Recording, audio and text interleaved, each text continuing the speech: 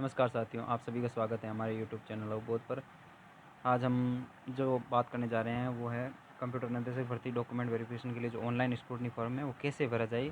क्या क्या आपको ध्यान रखने योग्य जो बातें हैं वो सभी इस वीडियो में आपको शुरू से अंत तक आप अगर देखोगे तो सारी आपकी जो जितने भी डाउट्स रहेंगे फॉर्म भरने के दौरान जो भी डाउट्स रहेंगे वो सारे क्लियर हो जाएंगे। आप या तो फॉर्म स्वयं भरोगे तो भी समस्याएँ आएगी, या आप ई मित्र से जाकर भरोगे तो ई मित्र वाले को भी उतना ही पता है जितना आपको पता है।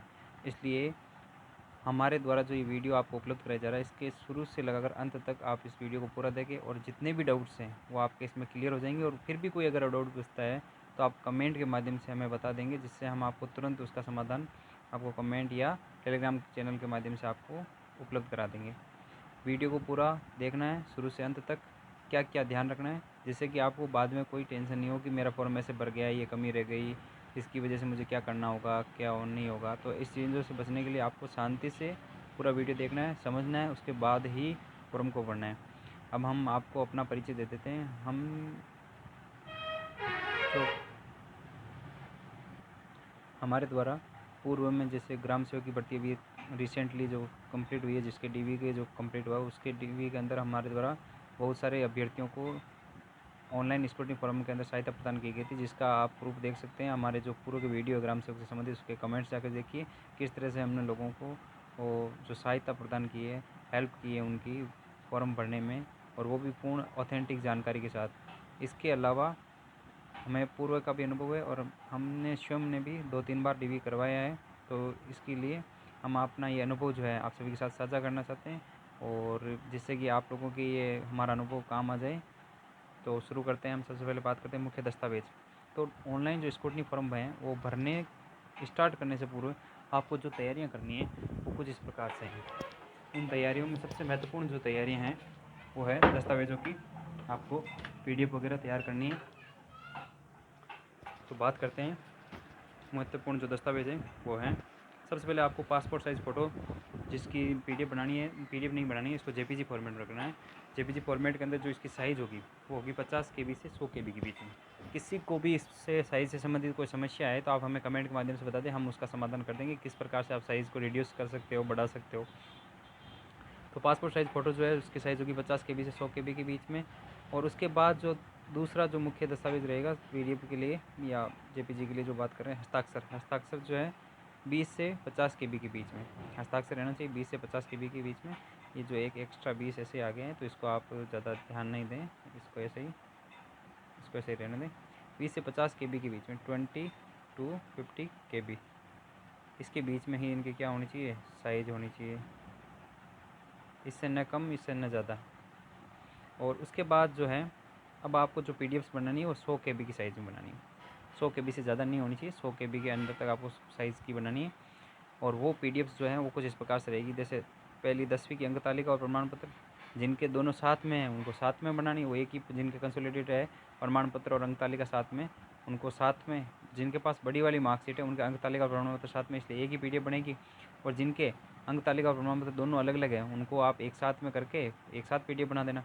और 12वीं की अंक तालिका और प्रमाण पत्र सेम जैसे 10वीं की, और ध्यान रखना है 100 केबी साइज़। और स्नातक की अंक तालिका और प्रमाण पत्र, स्नातक से मेरा तात्पर्य है कि आपके जो कंप्यूटर सेक्शन की जो भर्ती है इसमें जो आपके ग्रेजुएशन के लेवल की, ग्रेजुएशन स्नातक के समकक्ष जो आपकी कंप्यूटर की योग्यता है इस परीक्षा से संबंधित वो अंक तालिकाएँ, ये आपने ग्रेजुएशन कर रखा है तो ग्रेजुएशन की अंक तालिका और प्रमाण पत्र यहाँ अपलोड कर सकते हैं।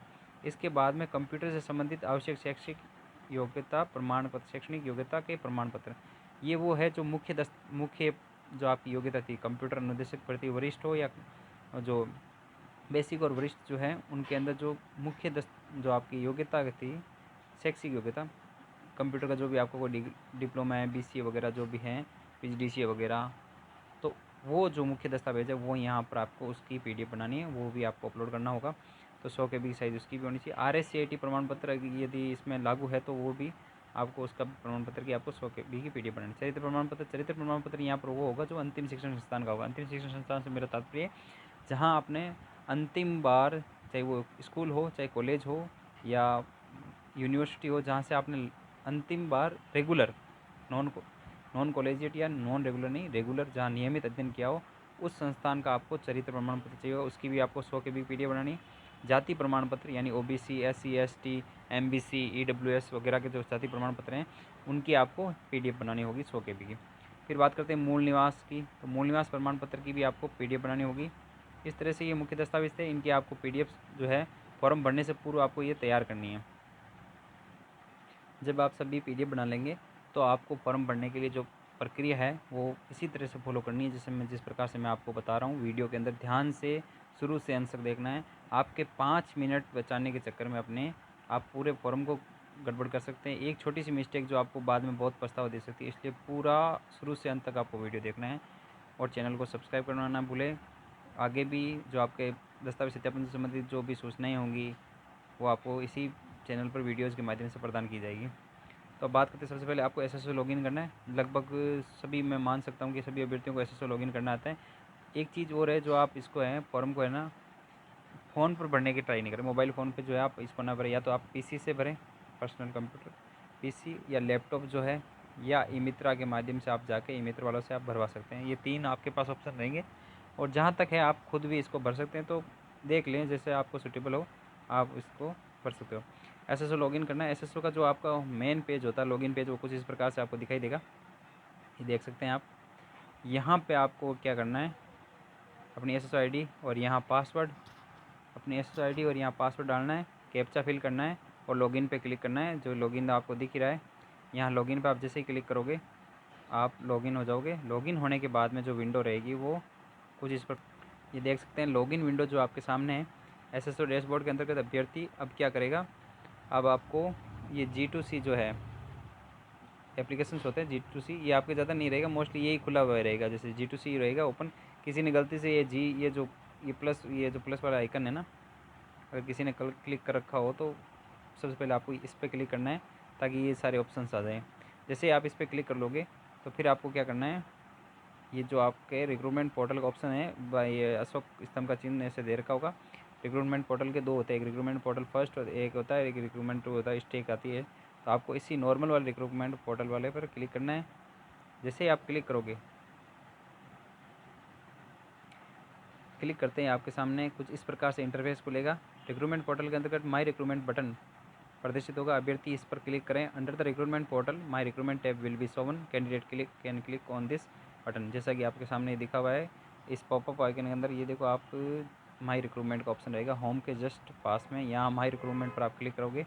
माई रिक्रूटमेंट का क्लिक करने के बाद में जो इंटरफेस होगा वो इस प्रकार से क्लिक करते ही अब आपको यहाँ पे जो माई रिक्रूटमेंट खुलेगी। माई रिक्रूटमेंट खुलने के बाद में यहाँ कुछ इस प्रकार से ऑप्शन दिखेंगे, apply recruitment, all recruitment, edit application, admit card, question objection वगैरह इस प्रकार से रहेंगे। उसमें ही एक लास्ट में अंतिम ऑप्शन जो रहेगा वो अभी रहेगा आपके डिटेल्ड कम स्क्रूटनी फॉर्म का। अभ्यर्थी को इस पर क्या करना है, अपने को क्लिक करना है। जैसे ही इस पर क्लिक करोगे आप अगले जो इंटरफेस है या अगले पेज पे आप पहुंच जाओगे। उस पर क्लिक करने के बाद में आपके सामने कुछ इस प्रकार से इंटरफेस खुलेगा। जो आपने फॉर्म्स भर रखे हैं जी, या जिनका एग्ज़ाम दिया वो आपके इधर सामने शो होंगे, रो के अंदर 1 नंबर, 2 नंबर, 3 नंबर। उसी के सामने जस्ट आपके वो रहेगा, फॉर्म का ऑप्शन रहेगा अप्लाई नाउ का, जो अभी आप एलिजिबल रहो जिसके लिए, उस पर आपको क्या करना है, अप्लाई नाउ पर क्लिक। अभ्यर्थी जिस परीक्षा हेतु विस्तृत आवेदन पत्र भरना चाहता है उसके यानी जस्ट उसके सामने अप्लाई नाउ पर क्लिक करना है आपको। अप्लाई नाउ बटन पर क्लिक करने पर आपके सामने 2 पॉपअप विंडो प्रदर्शित होगी।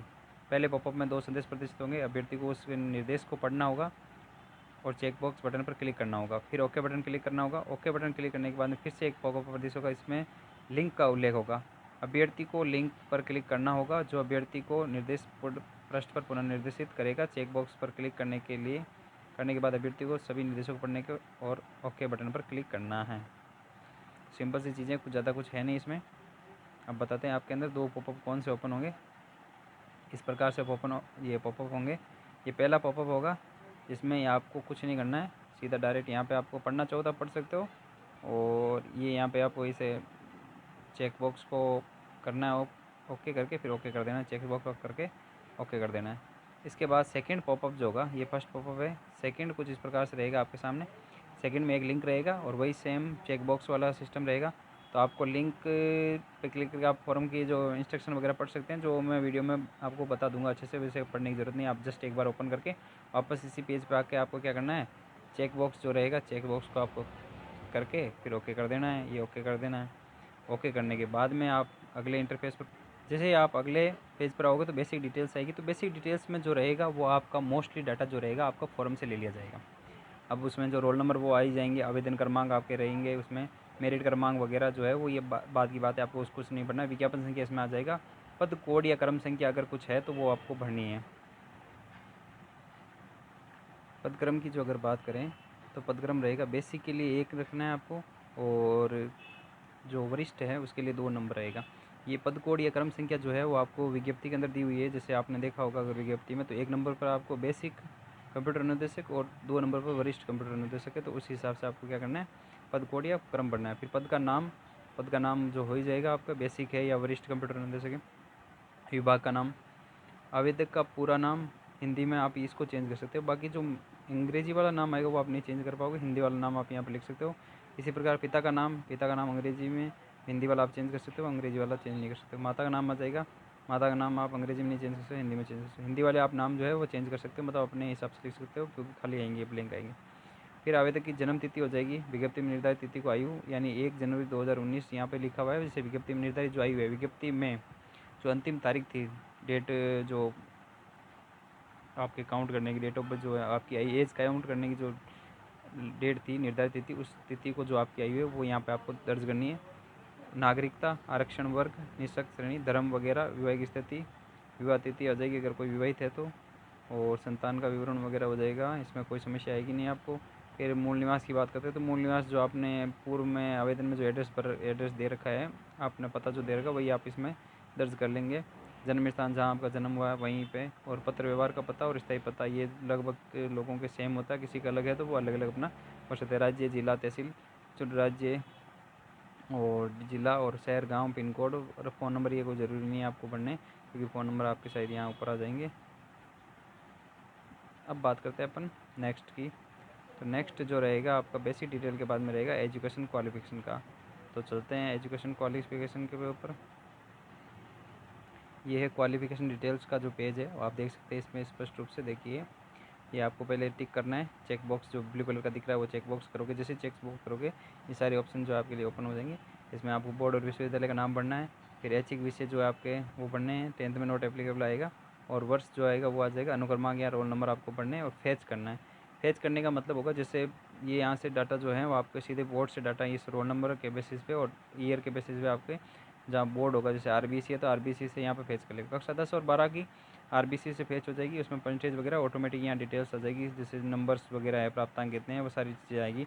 आपको ज़्यादा कुछ करना नहीं पड़ेगा, जैसे ऑटोमेटिक आ जाएगी। और उसको वेरीफाई आप कर दोगे, आपको देख लेना आप जो अगर उसमें नंबर वगैरह नाम वगैरह सही हो तो आप उसको वेरीफाई करो। जैसे फेज पे क्लिक करोगे एक विंडो सामने आएगी जिस पर आपकी डिटेल्स रहेगी, वो आप मार्कशीट की वो डिटेल देख लेना और आप उसको वेरीफाई कर देना।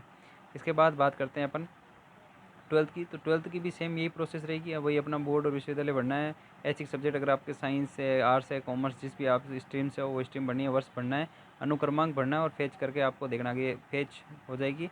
और अगर फेच होने में कोई प्रॉब्लम आए तो आपको क्या करना है, एक बार एक को फेच करना है, फिर सीधा डायरेक्ट उसको मैं इसको सबमिट नेक्स्ट करके सबमिट मतलब सेव करके नेक्स्ट कर देना, ताकि और वापस बैक आके फिर आपको 12th की इसके अंदर फेच करनी है। जैसे कि कई बार मतलब पूर्व की भर्ती में देखा गया ऐसी समस्या आती है, तो अगर ऐसी समस्या आए तो आपको इसी तरह से करना है। और फिर भी कोई समस्या आए तो आप मेरे को मैसेज कर देना, कोई समस्या रहेगी तो उसका समाधान कर दिया जाएगा। और स्नातक बीए बीकॉम आपके बीएससी जो भी है उसको डालना है। और जैसे आपके अति स्नातक है, यदि किसी ने पोस्ट ग्रेजुएट वगैरह कर रखी है पीजी, तो पीजी की डिटेल्स यहाँ डाल देंगे।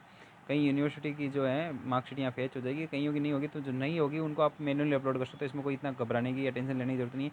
फेच हो रही है तो गुड एंड बेस्ट, नहीं हो रही है तो आपको कुछ नहीं करना। जब अपनी यूनिवर्सिटी जैसे मैंने यहाँ पर इसमें मैनुअली डाल रखी है, बोर्ड विश्वविद्यालय का नाम, बैचलर ऑफ साइंस वगैरह, फिर वर्ष है, अनुक्रमांक वगैरह डाल के परसेंटेज वगैरह डाल के मार्क्स वगैरह डाल दिए। इसी तरह आपको करना है। इस तरह पीजी की अगर आपके पास कोई डिग्री पीजी की डालनी है, और बीएड वगैरह है तो बीएड की, अगर क्योंकि कंप्यूटर अनुदेशक की भर्ती है तो बीएड अगर है तो बीएड डाल दो, और पात्रता अगर कोई परीक्षा है तो वो डाल दो। अब बात करते हैं नीचे।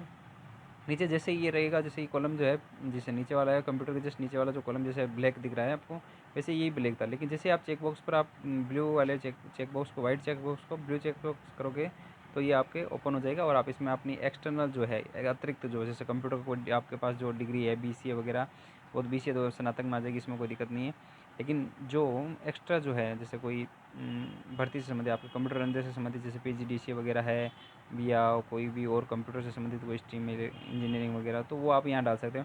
उसको आप यहाँ पर इस तरह से जैसे कंप्यूटर ये RACET यहाँ पर डाला, इसी तरह से आप भी अपना और डिप्लोमा डाल सकते हो। चेक बॉक्स को क्लिक कर दो और जितने भी आपके जो भी आपके एजुकेशन क्वालिफिकेशन है वो आप यहाँ पे एंट्रीज करके लास्ट में आपको PDF का ऑप्शन रहेगा। वो PDF का ऑप्शन कहाँ पे, वो भी मैं आपको नेक्स्ट स्लाइड में बताऊँगा।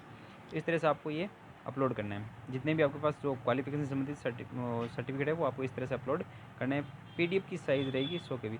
जो फेच हो जाते हैं उनमें आपको अपलोड करने की जरूरत नहीं, वो ऑटोमेटिक वहाँ से आपको एक PDF अपना आप यहाँ पे आ जाएगी ऑटोमेटिक। आप डाउनलोड कर देख सकते हो कि आपकी वही मार्कशीट रहेगी, वही सारे मार्क्स वगैरह उसमें रहेंगे। तो जो फेच हो जाते हैं उनमें आपको अपलोड नहीं करना है, और जो नहीं फेच हो पाते उनमें आपको मैनुअली अपलोड करना पड़ेगा। ध्यान रहे, बातों को थोड़ा ध्यान से सुने, क्या कौन सी चीज़ में क्या करना है, जिससे कि आपको कोई कन्फ्यूज़न नहीं हो।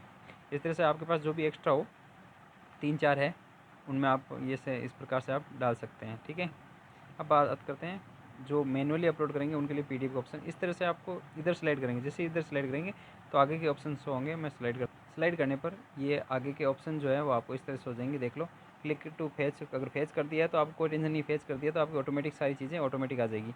अगर आपने फेच नहीं किया, जैसे ये ग्रेजुएशन की जो 3rd नंबर रो के अंदर जो ग्रेजुएशन की जो मार्कशीट थी वो फेच नहीं हुई थी यूनिवर्सिटी, तो मैनुअली डाले हुए देखो नंबर आप इसमें देख सकते हो, ब्लैक नहीं है ना, वाइट है, तो इसमें मैनुअली डाले, प्रिंट डाल के नंबर डाल दिए, प्राप्तांक डाल दिए और जितने परसेंटेज उन्हें वो डाल दिए। कोर्स की जो अवधि थी वो जैसे ग्रेजुएशन है तो 36 महीनों की लगभग 3 साल की होती है, तो वो डाल दिया। फिर डेट ऑफ बर्थ, जारी दिनांक अगर बात करूँ तो जारी दिनांक कहाँ पर आती है, आप मार्कशीट जब देखोगे, जो आपकी कंसोलिडेट मार्कशीट होगी ग्रेजुएशन की, जो समेकित जो मार्कशीट होगी जिसमें तीनों ईयर्स, या अगर इंजीनियरिंग है तो 4th 4 ईयर्स की या सेमेस्टर वगैरह, तो उनकी सबकी एक कंसोलिडेट मार्कशीट होती है। उसके जस्ट मोस्टली जो मार्कशीट्स होती हैं उनके अंदर तो क्या होता है, बॉटम के अंदर लेफ्ट हैंड साइड के अंदर होता है, लेफ्ट हैंड साइड के अंदर बॉटम के अंदर होता है, वो आपके डेट ऑफ इशू डेट जो है उसमें लिखी होती है, वो आपको इसमें डाल देनी है। ठीक है, इस तरह से देखो ये PDF जो है डाउनलोड्स ये आप देख सकते हो, ये PDF है ना, यहाँ ऐसे आ जाएगी ऑटोमेटिक, ये तो ऑटोमेटिक आ जाएगी। और ये अपने यहाँ पर अपने क्या करना पड़ेगी, अपलोड करनी पड़ेगी। अपलोड करने के बाद में ऐसी आ जाएगी, अपलोड करने से पूर्व कैसे आएगी, ऐसा आएगी चूज़ फाइल चूज़ करोगे फाइल और वो आ जाएगी। लगभग 100 KB की रखनी है और 100 KB से ज़्यादा नहीं रखना, वरना समस्या हो सकती है। और जिनको PDF बनानी नहीं आती और या 100 KB की PDF उनसे नहीं बन रही, वो मुझसे कमेंट के माध्यम से संपर्क कर ले, जिससे आपको उसका तुरंत समाधान कर दी जाएगी। आपको PDF बना के या जो भी आपकी दिक्कत रहेगी वो आपको सोल्व कर दी जाएगी। इस तरह से आपको क्या करना है, अपने सारे डॉक्यूमेंट्स को अपलोड करना है। जैसे ये मैंने RACET यहाँ अपलोड कर सकता हूँ, RACET भी आपको इसी तरह से PDF बना के, ये देखो ये ऐसे इस प्रकार से आपको अपलोड करनी है। तो इस तरह से आपको जो क्वालिफिकेशन है एजुकेशन क्वालिफिकेशन के वो सारे डॉक्यूमेंट्स आपको अपलोड करने हैं। तो यहाँ तक अपना हो गया एजुकेशन क्वालिफिकेशन का। एजुकेशन क्वालिफिकेशन के बाद में ये शिक्षा संबंधी प्रमाण पत्र, ये आवेदक यदि अपेक्षित शैक्षणिक अर्हता उत्तीर्ण नहीं है किंतु आवेदन की अंतिम तिथि तक उसकी परीक्षा में सम्मिलित हुआ या हो रहा है, ये उनके लिए जो एग्ज़ाम के मतलब एग्ज़ाम जब फॉर्म भरा था तब वो क्या थे, अपीयरिंग थे, और एग्ज़ाम होने से पूर्व उन्होंने वो क्या कर ली, आवेदन की अंतिम तिथि तक परीक्षा में सम्मिलित हुआ या हो रहा था। और एग्ज़ाम में बैठने से पहले मतलब परीक्षा होने से पहले उसने वो अगर योग्यता उत्तीर्ण कर ली, तो उनके लिए ये चीज़ है। जो अपीयरिंग थे उनके लिए चेक बॉक्स आपको क्लिक करना है और ये सब चीज़ें करना है। इंटर्नशिप मोस्टली इंटर्नशिप वगैरह होती नहीं है, अगर किसी की इंटर्नशिप वगैरह है तो वो आपको अपनी इंटर्नशिप यहाँ पे दिखा सकते हैं। नर्सिंग काउंसिल वालों के लिए रजिस्ट्रेशन विवरण के लिए, और ऐसे भाई जो पदच्युत हो, दंडित हो, ब्लैक लिस्ट हो, विवर्जित हो, तो उसका परीक्षा नाम और कारण वगैरह यहाँ पर आपको लिखना है। ये हो जाएगा विवरण उनके लिए। फिर आपको सेव एंड नेक्स्ट कर देना है। हर चीज़ का ध्यान रखना, हर पेज के बाद में सेव एंड नेक्स्ट का ऑप्शन रहेगा, वो सेव एंड नेक्स्ट का ऑप्शन करना, जिससे कि आपका डाटा लॉस ना हो, जो आपने भरा है मेहनत करके वो सेव रह जाए। एक चीज़ हमेशा ध्यान रखना, अंतिम सबमिशन फाइनल सबमिट तभी करना जब आप पूरा श्योर हो जाओगे कि भाई हमारा फॉर्म पूरा ओके है, तब जाकर आपको फाइनल सबमिट करना और पेमेंट करनी है। तब तक आपको फाइनल सबमिट नहीं करना है, क्योंकि टाइम खूब रहेगा, जब तक टाइम रहेगा तब तक आपको फाइनल सबमिट नहीं करना है। अब चलते हैं अपन अगले पेज पर। अगला जो पेज है वो है आइडेंटिफिकेशन एंड एनक्लोजर। जैसे हमने पहले बेसिक डिटेल्स भर ली थी, बेसिक डिटेल अपनी हो गई, फिर एजुकेशन क्वालिफिकेशन हो गई। एक्सपीरियंस जो है, एक्सपीरियंस में मोस्टली लोगों के नहीं है, और किसी का अगर एक्सपीरियंस हो तो वो आप उसमें डाल सकते हो। आपका जो भी स्ट्रीम से संबंधित एक्सपीरियंस है उसके लिए मैं वापस आपको स्लाइड दिखा देता हूँ, एक्सपीरियंस वाली कौन सी। अनुभव के लिए जो एक्सपीरियंस के लिए जो डिटेल्स है वो इस प्रकार से भरनी है। अगर कोई आपके पास पद से संबंधित हो, जो भी आपको पद का नाम हो, नियुक्ति अधिकारी हो वगैरह, जो ये आपके व्यक्ति विशेष पर निर्भर करता है, जिसके पास अगर ऐसी कोई योग मतलब अनुभव हो। मोस्टली के पास नहीं रहेगा, जिनके पास है वो आप इसमें इस तरह से भर सकते हैं। इसमें कोई ज़्यादा कुछ है नहीं, वो आप अपने सेल्फ उसमें आपने डाल सकते हैं। और फिर भी कोई दिक्कत आए तो अनुभव से संबंधित तो आप मुझे मैसेज करके बता दें, मैं उसको इंडिविजुअली बता दूंगा, क्योंकि वीडियो लंबा हो जाएगा वरना। अब बात करते हैं आगे अपन आइडेंटिफिकेशन वाले। आइडेंटिफिकेशन वाले में आपको फ़ोटो और साइन अपलोड करने। फ़ोटो और साइन का कुछ इस प्रकार से रहेगा। देखो फ़ोटो जो है 50 KB से 100 KB, याद रखना 50 KB से 100 KB के बीच में JPG फॉर्मेट के अंदर। फॉर्मेट देख लो, फोटो डॉट JPG लिखा हुआ, JPG फॉर्मेट के अंदर होना चाहिए, JPG या JPEG। और सिग्नेचर जो है, साइन जो है, आपके हस्ताक्षर जो है वो 20 KB से 50 KB के बीच में होने चाहिए। और वाइट पेपर पर आपको साइन करके और उनकी जो JPG फॉर्मेट में आप इमेज सेव करके आप इसको यहाँ पर 20 KB से 50 KB की साइज़ रखते हुए यहाँ पर अपलोड करना है। फिर उसको वही सेव एंड नेक्स्ट करना है। इसमें सेव एंड नेक्स्ट करके आप आगे आ जाओ अगले पेज पर। सेव एंड नेक्स्ट कर दिया, अगले पेज पर आ जाओ। अगला जो पेज रहेगा वो रहेगा एप्लीकेंट चेकलिस्ट। चेकलिस्ट जो है आपकी शैक्षणिक योग्यता संबंधित है। तो इसमें जो ये हमने चेकलिस्ट भर रखी है, इसका एक वजह है कि हमने सारे इसलिए कॉलम ब्लू कर रखे हैं, क्योंकि ये जो ग्राम सेवक के अंदर जो दस्तावेज सत्यापन हुआ था उसमें किसी टेक्निकल एरर की वजह से वो या तो ले रहा था एक दो कॉलम एक्सेप्ट कर रहा था या पूरा ही कर रहा था। तो इस वजह से हमने इसमें पूरा करा, जबकि इसमें पूरा नहीं करना है। आपको मैं कुछ इस प्रकार से बता देता हूँ। जैसे ए नंबर जो है फर्स्ट के अंदर आपको मैं बताऊँ, तो जो ये ए नंबर है आप देख सकते हैं ये, तो उसमें आपको क्या करना है, सर्वथा अनुरूप करना है। आपकी ये शैक्षणिक योग्यता सर्वथा अनुरूप है। जूम कर देता हूँ, देखिए आप आराम से देख लो। ये देखो, अभ्यर्थी की अनिवार्य शैक्षणिक योग्यता विज्ञप्ति में निर्धारित योग्यता के सर्वथा अनुरूप है या नहीं, या उससे भिन्न अथवा किंतु समकक्ष है, तो आपको क्या करना है, उसमें करना है सर्वथा अनुरूप। तो एक तो ये चेक बॉक्स चेक करना है, मतलब इसमें आपको ब्लू करना है।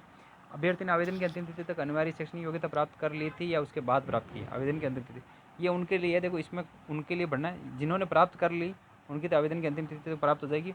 और जिन्होंने नहीं की, मतलब जिन्होंने नहीं की, उनको ये भरना है। तो आवेदन की अंतिम तिथि के बाद में अपीयरिंग वालों के लिए, अपीयरिंग वालों को क्या करना है, ये वाला ऑप्शन भरना है। और जिन्होंने कर ली उनके लिए ये ऑप्शन भरना है। ठीक है। उसके बाद है, यदि अभ्यर्थी द्वारा आवेदन के समय अनिवार्य शैक्षणिक योग्यता में उत्तीर्णता प्राप्त नहीं की गई थी, तो क्या अभ्यर्थी आवेदन की तिथि तक उस परीक्षा के अंतिम वर्ष की पाठ्यक्रम की परीक्षा में सम्मिलित हो चुका था।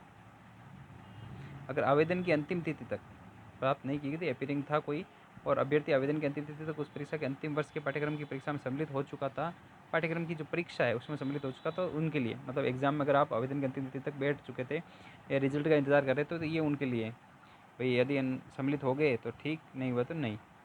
तो नॉर्मली सबको क्या करना है, इसमें अंतिम वर्ष की पाठ्यक्रम परीक्षा में सम्मिलित नहीं, क्योंकि आपने कर पहले से ही कर ली, तो उसकी कोई जरूरी नहीं।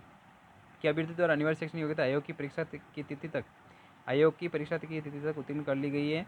साक्षात्कार की स्थिति में साक्षात्कार की तिथि तक अगर, तो इसमें आपको क्या करना, परीक्षा की तिथि तक उत्तीर्ण, आपको सीधा यहीं पे क्लिक करना है। उनके लिए जिन्होंने जिन्होंने अपीयरिंग भरना है, और जिन्होंने अपीयरिंग नहीं भरा है उनको ये या तो खाली छोड़ देना है या फिर ये करना है, खाली छोड़ना है, इसको ये भरना नहीं है उसमें।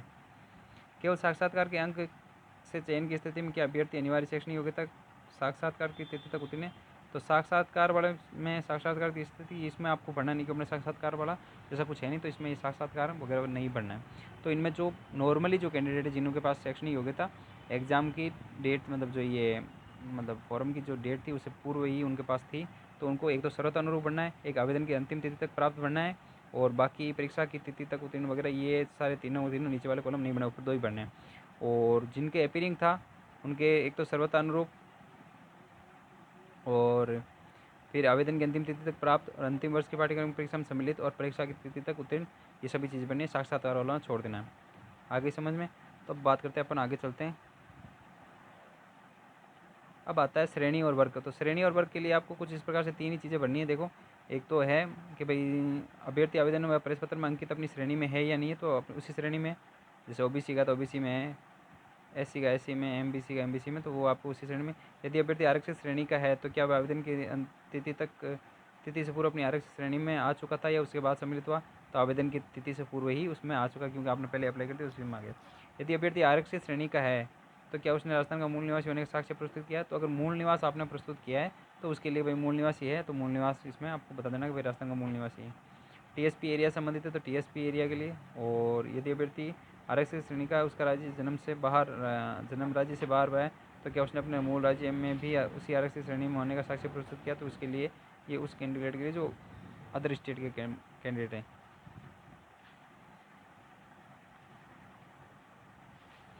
अब बात करते हैं अनुभव की। अनुभव जिनके पास अनुभव है उनके लिए, और अनुभव की शायद इसमें कुछ भर्ती में से कुछ रोल नहीं था अनुभव का, तो क्योंकि सीधी भर्ती परीक्षा है तो अनुभव का इसमें कुछ ज़्यादा कुछ था नहीं, तो आपको ये नहीं पढ़ना है। उसके बाद अभ्यर्थी में विज्ञप्ति में निर्धारित जो तिथि तक आयु है वो हो जाएगी, और विज्ञप्ति की जो निर्धारित तिथि को आयु सीमा की बात करें तो न्यूनतम 18 और अधिकतम 40, ये आप अपने नोटिफिकेशन में से देख के भर सकते हैं। मोस्टली 18 और 40 का रहेगा, आप 18 और 40 भी भर दें।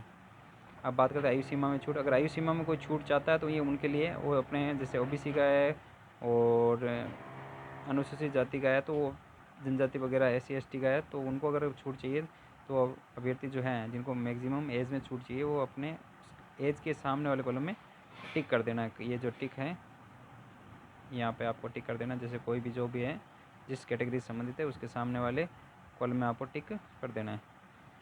इस प्रकार से आपको ये कंप्लीट करना है, इसमें ज़्यादा कुछ है नहीं नीचे। अब बात करते हैं फिर आगे सेव एंड नेक्स्ट करके अपने को अगले पेज पे जाना है। आप देख सकते हैं सेव एंड नेक्स्ट करने के बाद में अपना लास्ट जो है वो है क्वालिफिकेशन डॉक्यूमेंट्स। अब आपको जैसे आपने शुरू में 10वीं की अंक तालिका प्रमाण पत्र अपलोड किया था, वापस 10वीं की तो वही सेम ही बोर्ड का सर्टिफिकेट अपलोड हो जाएगा 10वीं और 12वीं का। और BSc के अंदर आपको वहाँ पर अगर आपने अंक तालिका की तो यहाँ पर आप उपाधि प्रमाण पत्र है जो अपलोड कर सकते हैं। और इसी तरह से PG वगैरह का अपलोड हो जाएगा। चरित्र प्रमाण पत्र को अपलोड कर देना है। और जो NOC है, अगर कोई सरकारी कर्मचारी जो हैं अगर NOC उनके पास है, उन्होंने ले रखी, तो NOC को भी यहाँ अपलोड कर सकते हैं। और मूल निवास प्रमाण पत्र भी अपलोड कर सकते हैं। जाति प्रमाण पत्र यहाँ अपलोड कर सकते हैं। उसकी बेसिक डिटेल, जाति प्रमाण पत्र की क्रमांक। अभी क्रमांक की बात करें तो 10वीं और 12वीं की मार्कशीट के अंदर जो क्रमांक होता है वो आपके जारी क्रमांक जो होता है मार्कशीट के टॉप लेफ्ट हैंड साइड के अंदर, टॉप जो लेफ्ट हैंड साइड है वहाँ पर ब्लैक लेटर्स के अंदर या रेड कलर के लेटर्स के अंदर लिखा हुआ था। थोड़े बड़े बड़े कलर के लेटर होते हैं 5 या 6 कलर के, और अलग ही थोड़ा सा फॉन्ट डिफरेंट होता है उनका, वो आपका जारी क्रमांक होता है। और दिनांक जो होती है वो आपके सबसे नीचे बॉटम के अंदर लेफ्ट हैंड साइड में सबसे नीचे बाएं हाथ के साइड के अंदर आपके हैं वो जो दिनांक दे रखी है वो दिनांक आपको यहाँ पे लिखनी है। संलग्न संख्या में 1 2 3 आपको जैसे जैसे संलग्न करने वैसे आप इसमें आप संलग्न संख्या दे सकते हैं। मूल निवास भी इसी तरह से अपलोड करना है, और जाति प्रमाण पत्र भी इसी तरह से, और अन्य प्रमाण पत्र भी। मूल निवास प्रमाण पत्र और जाति प्रमाण पत्र के अंदर जो आपके नंबर दे रखे होंगे उनके जो जारी क्रमांक हैं वो वहाँ पर आप जैसे ही देखोगे सबसे पहले एक दिनांक लिखी रहेगी, दिनांक के पास में ही RJ ऐसे करके कुछ जारी क्रमांक रहेंगे। तो जारी क्रमांक अगर आप पूरा नहीं तो उनके पीछे के जो डिजिट होते हैं वो डिजिट अंक जो है वो लिख दो, और डेट लिख दो, और उनकी संलग्न संख्या लिख के उनको, और उनके जो डॉक्यूमेंट है वो आपको 50 KB के अंदर आपने नहीं सॉरी 100 KB के अंदर जो आपने PDF अपलोड कर बना रखी है वो अपलोड कर देनी है, और सेव एंड नेक्स्ट कर देना। अन्य प्रमाण पत्र के अंदर आपके पास जो अदर कोई डॉक्यूमेंट हो तो वो यहाँ आपका अपलोड कर देना है। फिर आपको इस पर सेव एंड नेक्स्ट कर देना है। सेव एंड नेक्स्ट करने के बाद आप अगले पेज पर आ जाओगे। सेव एंड नेक्स्ट करने के बाद में आपके सामने कुछ इस तरह से प्रीव्यू आएगा। उस प्रीव्यू के अंदर आप अपने सभी डाटा चेक कर लें। ये जो आपके नाम हैं, पिता का नाम, माता का नाम, आपकी डेट ऑफ बर्थ है, आपके क्वालिफिकेशन डॉक्यूमेंट्स के जो क्रमांक वगैरह आपने जो भरे हैं वो सभी एक बार पूरा मिलान कर ले। आपके जो कितने मार्क्स आ रहे हैं, आपने कितने प्राप्त किए, कितने परसेंटेज वगैरह है, क्या उनका रोल नंबर है, सारी चीज़ें एक बार पूरी शुरू से लगाकर अंत तक आपका जो ये प्रीव्यू है एप्लीकेशन प्रीव्यू के अंदर आप सारे डाटा एक बार वापस पुनः चेक कर लें। डाटा चेक करने के बाद में हमें करनी होगी फ़ीस कंप्लीट। फ़ीस के लिए आपको यहाँ पर पे फी का नाम आएगा, तो पे फी के अंदर जाकर आपको फ़ीस पेमेंट कर देना। फ़ीस पेमेंट करने के कुछ 3-4 तरीके रहेंगे। मित्रा के माध्यम से भी हो सकता है, और आप ATM या जो आपके पास डेबिट या क्रेडिट कार्ड जो भी उसके माध्यम से भी कर सकते हैं, और नेट बैंकिंग और UPI से भी आप पेमेंट कर सकते हैं। तो अगर इसमें अगर पेमेंट करने में अगर किसी को कोई समस्या है या किसी को जानकारी चाहिए हो तो आप कमेंट करके हमें बता सकते हैं, उनके लिए हम आपकी जो व्यक्तिगत रूप से आपकी सहायता कर दी जाएगी। इस तरह से आपको पूरा फॉर्म है जो कंप्लीट भरना है, फ़ीस वगैरह जमा करवा के 100 रुपये समथिंग आपकी जो फ़ीस रहेगी, और चार्जेस अगर हो तो कुछ 110 रुपये समथिंग कटेंगे। और फीस जमा कराने के बाद में आपका फॉर्म जो है वो कंप्लीट हो जाएगा, फाइनल सबमिट हो जाएगा। और फाइनल सबमिट करके इसका 2 सेट में इसका प्रिंट तैयार करना, 2 सेट निकालने प्रिंट के। जो आपका चालान की जो है आपने जो फ़ीस इसमें भरी है उसकी एक कॉपी, और साथ में एक फ़ोटोकॉपी, और 2 सेट इनमें आपको स्क्रूटनी फॉर्म को डाउनलोड करके प्रिंट निकालना। 2 फॉर्म आपको 2 कॉपी पूरा भरने के बाद में वही सेम आप वापस SSO पे जाओगे, तब आपको डाउनलोड स्क्रूटनी फॉर्म के सामने जो आपने स्क्रूटनी फॉर्म भरा है वो डाउनलोड करके उसकी 2 कॉपीज़ आपको तैयार करनी है। 2 कॉपी हो जाएगी स्क्रूटनी फॉर्म की, और उनके साथ प्रत्येक के साथ में आपको फ़ोटोकॉपीज़ अपने जो दस्तावेज़ है सारे, जैसे 10वीं 12वीं, मूल निवास, जाति, ओबीसी, ग्रेजुएशन और चरित्र प्रमाण पत्र, सारे दस्तावेज़ों की एक एक कॉपी दोनों कॉपीज़ के साथ, दोनों स्क्रूटनी फॉर्म की कॉपी के साथ आपको अटैच करनी है और सेल्फ अटेस्टेड करनी है। और जो आपका जो स्क्रूटनी फॉर्म रहेगा, जो प्रिंट निकलेगा, वो लगभग 12 पेज का रहेगा। उसमें 2 पेज अटेस्टेशन फॉर्म के रहेंगे, वो आपको मैनुअली खुद भरने हैं और उस पर गजेटेड से आपको वेरीफाई करवाना है। तो ये ध्यान रखना, जो आपका अटेस्टेशन फॉर्म रहेगा वो भी आप साथ में भर के लेके जाओ, साइन करवा के लेके जाओ, जिससे कि आपको प्रोविज़नल नहीं किया जाए या आपको दोबारा वहाँ पर वापस नहीं जाना पड़े या आपके डॉक्यूमेंट में कोई कमी नहीं निकले। इस वजह से आपको अटेस्टेशन फॉर्म भी उनके साथ में भरना। 10 पेज का तो हो जाएगा आपका स्क्रूटनी फॉर्म और 2 पेज का वो रहेगा अटेस्टेशन फॉर्म। टोटल 12 पेज का आपका स्क्रूटनी फॉर्म जो प्रिंट निकलेगा, उसमें से ब्लैंक पेज आएंगे वो अटेस्टेशन फॉर्म करेंगे। अटेस्टेशन फॉर्म कैसे भरा जाता है, इसके लिए हमने अपने यूट्यूब चैनल पर एक वीडियो अपलोड कर रखा है पहले पूर्व के अंदर, वो आप देख लें उसके अंदर, और देख कर आप वो अपना फॉर्म तैयार कर लें। इस तरह से आपको कंप्लीट अपने डॉक्यूमेंट्स जो है तैयार करके जो स्क्रूटनी फॉर्म है वो आपको फिल करना है। ये देख सकते हैं प्रमाण पत्रों का सत्यापन, ये आपके जो कंप्यूटर अनुदेशक का जो विज्ञप्ति है कर्मचारी चयन बोर्ड द्वारा जारी की, उसमें आप देख सकते हैं कि ओबीसी का सर्टिफिकेट के लिए और इनके लिए क्या क्या चीज़ें लिखी हुई है, हम आपको पढ़ के बता देते हैं। जैसे अनुसूचित जाति जनजाति के लिए जारी किए जाति प्रमाण पत्रों की जो अवधि है वो जीवन पर्यंत रहेगी, जबकि ओबीसी के लिए संबंधित प्रमाण पत्र एक बार ही जारी किया जाएगा, परंतु नॉन क्रीमी लेयर नहीं होने संबंधित तथ्य को 3 वर्ष की विधि सम्मत शपथ पत्र के साथ मान्यता दी जाएगी। तो जो है आपका जो ओबीसी का सर्टिफिकेट है वो किस प्रकार से होना चाहिए, 3 साल से ज़्यादा पुराना नहीं होना चाहिए। 1 साल तक तो आपको कोई शपथ पत्र नहीं देना है, और 3 साल तक का अगर पुराना है तो उसके साथ आपको शपथ पत्र प्रस्तुत करना होगा। और आपका जो जाति प्रमाण पत्र है वो आवेदन भरने की अंतिम तिथि से पूर्व का होना चाहिए। आपकी विज्ञप्ति में जो है स्पष्ट शब्दों में लिखा हुआ है, आप देख सकते हैं, ये रहा, ये देखिए, सक्षम प्राधिकारी द्वारा जारी प्रमाण पत्र आवेदन भरने की अंतिम तिथि से पूर्व का होना आवश्यक है। तो ओबीसी का जो सर्टिफिकेट होगा, ओबीसी है, एमबीसी वगैरह, इनका सर्टिफिकेट शायद जहाँ तक है आपको अंतिम तिथि से पूर्व का ही होना आवश्यक है। तो इस तरह से आपको अपने जाति प्रमाण पत्र को तैयार करना है। SC ST इनकी जो है वैधता प्रमाण पत्र की वो जीवन पर्यंत होती है, तो इनको कोई नया पुराना ऐसा कुछ नहीं करवाना है। इनका जो जाति प्रमाण पत्र जो है इनके पास वो वैलिड होगा। और EWS OBC इनके लिए जो प्रमाण पत्र की वैधता है, वैधता के अगर वैधता की अवधि के अंदर है तो शपथ पत्र के साथ मान्य है, और वैधता की अवधि के बाद का है तो आपको नया बनवाना पड़ेगा।